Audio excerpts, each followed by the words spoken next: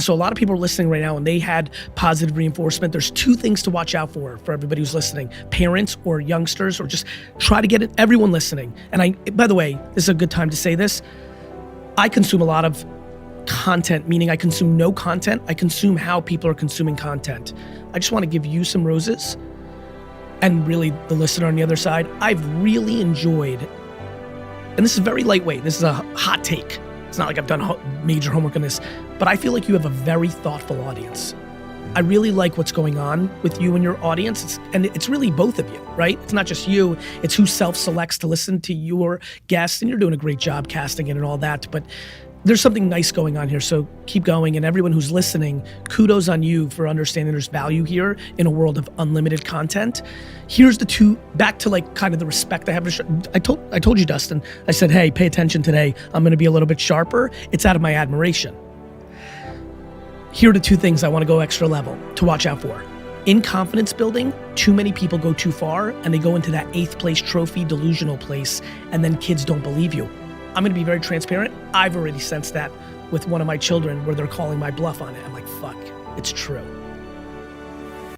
Like, I played AJ much harder in every sport than I'm playing Xander. That's the facts. And so I'm already adjusting my damn self. Xander's your child. Yes. Good boy. So one, it's don't let it be delusional. The whole, you can be anything. You can do anything you want. You can be anything you want. You just might not be the best at it or great at it. You can be a musician. It doesn't mean that you're gonna be a financially successful enough musician to pay for your household. Or if you want to be, you can. You're just gonna have to live humbly and live your passion, which I think is going to be the conversation in 100 years. I believe the evolution of you and I, and a lot of people listening, is a lot more people making $61,000 a year doing exactly what has them on fire and living, this is a big part, and living within the means of that 61,000. But that's a different conversation for a different day. So number one, watch out for delusion. Number two, you can't be the only source of positive reinforcement. Had I never gone outside and my mother did everything she did, I don't think I am who I am. The other part that made me was ringing doorbells and having 81 people say, no, kid, I don't want you to wash my car. And having 6 of them say, yes, kid, I do want you to wash my car for $5. I think what also made me was standing on a lemonade stand for months in my life, 2 days here, 3 days here, 5 days here, months of my life from 6 to 13, and watching 99.9% of the cars drive by my stand and not react to my great steins and not stop and buy my lemonade. I think what made me was 100 out of 105 people said no to shoveling snow. What made me was I had a baseball card table and I watched 100 people walk by and not want to buy anything from me, even though I had good stickers and good cards. And one, the market made me. All those no's became enjoyable. I also think one of the things to point out that might help a lot of people is my mom also created positive reinforcement for me on the right things. When I think back to what she positively reinforced, it was not when I get the occasional B in history as a DNF student, which would be logical. This is the first time I'm ever saying this publicly. It's the first time I've had a clear thought on it. It would be logical for a mother who really, she knew how smart I was. She was borderline pissed. She's like, can't you get C's to appease me? You're so capable. I'm like, D's and F's. Why she didn't positively reinforce the B's I got in history, which was the one class I paid attention to, is actually a very interesting insight. She didn't reaffirm a subjective machine that wasn't built for me. What she reaffirmed and built confidence in me was how nice I was to everyone. When I think of my 47-year-old self, I am the byproduct of two energies. I'm a successful entrepreneur, which is what the world taught me. And for the people that know, they know, like especially the people that really know, they know how nice I am. Like, you know this, you've been on, you know a lot more about me in subtle little, like, what I love about you is you're smart. So I know I can say this, you know. Yeah, I know, yeah. Right? And we've had lots of dealings over the space of 5 years. Right? Yeah. In every subtle way. Yeah. In every subtle way. We've theoretically competed. There's been moments where I could or couldn't come, like, what I love about this is, you know. And I've always said that when I go into the grave, so many people are gonna know me that as long as the people that actually know me feel what I want them to feel, there are people who today don't think I'm a great dude, and it's off of one clip that somebody wanted to use me to do a split screen to build themselves up because they're in the business of tearing people down to build their building.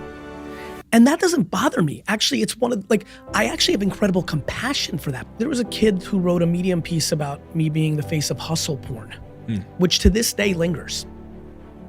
And it was a Medium article. I was on a plane, I landed, and it was just all this chaos. And there was a lot of things that weren't true. Like me, I didn't inherit my dad's liquor store. I built my dad's store for him. There were some things that really trigger me. That one always hurts because I think I did one of the most noble acts a human with talent can do. I knew at 17 that I was a fucking guy. And I decided consciously that I loved my parents so much that I was gonna dedicate a decade of my youth, prime fucking years. 20 to 30 is fucking, you got time, you got energy, I gave 10 of my greatest years. They're not my wisdom years, but they're my fucking years. And I gave them to my parents.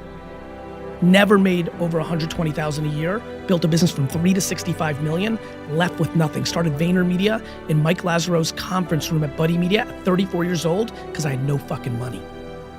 I'm proud of that. So when you can imagine when somebody writes a hit piece and says, you can't listen to this guy, he inherited his dad's liquor store, that hurts. When you say hurts, what are the symptoms of that hurt for you? Oh, you're gonna love this, because this is why it's not sustainable.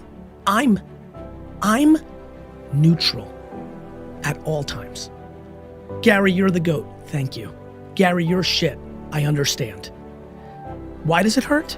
I know that there is millions of 15 to 25-year-olds, 30 to 60-year-olds, 61 to 90-year-olds right now who've decided not to consume my message because one person who's hurting decided to build themselves up by targeting me because of the platform I'm on, and that disappoints me more than anything. As someone who is deeply, deeply, deeply driven by leaving the impact at the highest levels that he is capable of out of the guilt and gratitude of winning the DNA and environment game, the elimination of opportunity to help make the world more about love in lieu of someone reinforcing their beliefs of living the world of dark and hate is crushing for me philosophically. But the reason it's not sustained, Steve, is my number one fan on earth, outside of my family, whoever that is, Sally Pants McGee, and my number one person that hates me the most, thinks that the whole thing is the worst, can't wait till I die. I equally feel the same about it.